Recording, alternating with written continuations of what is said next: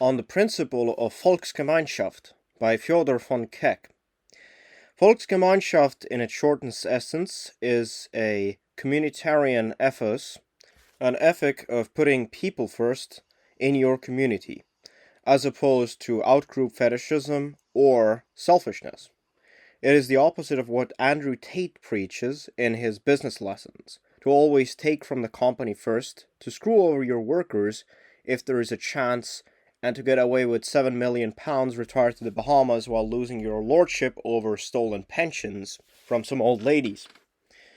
Volksgemeinschaft posits that society and the community constitutes in itself a superorganism that is higher and more capable than any of its individual members.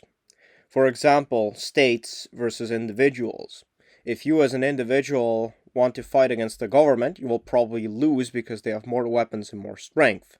Similarly, organized armies usually beat disorganized and technologically less advanced tribes.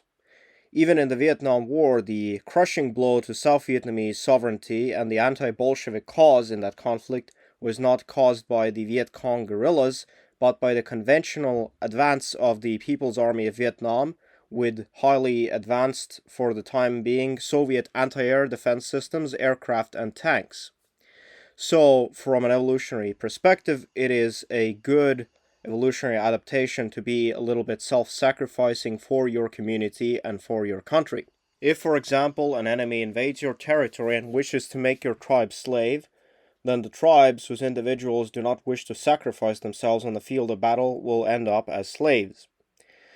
For communitarianism and Volksgemeinschaft to prevail, one must also uproot degenerate and treacherous elements within their society, such as profiteers and backstabbers, such as the aforementioned businessmen that follow Andrew Tate's code of conduct, a certain meritocratic process of selection.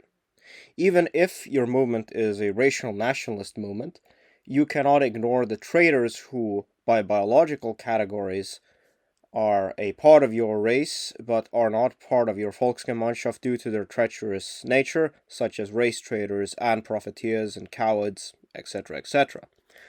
When thinking about this, it comes to mind how Richard Spencer and Matthew Heimbach screwed up the alt-right movement with their Charlottesville chimp out, Spencer with his pregnant wife abuse, and Mr. Heimbach later with his affair with his own stepmother.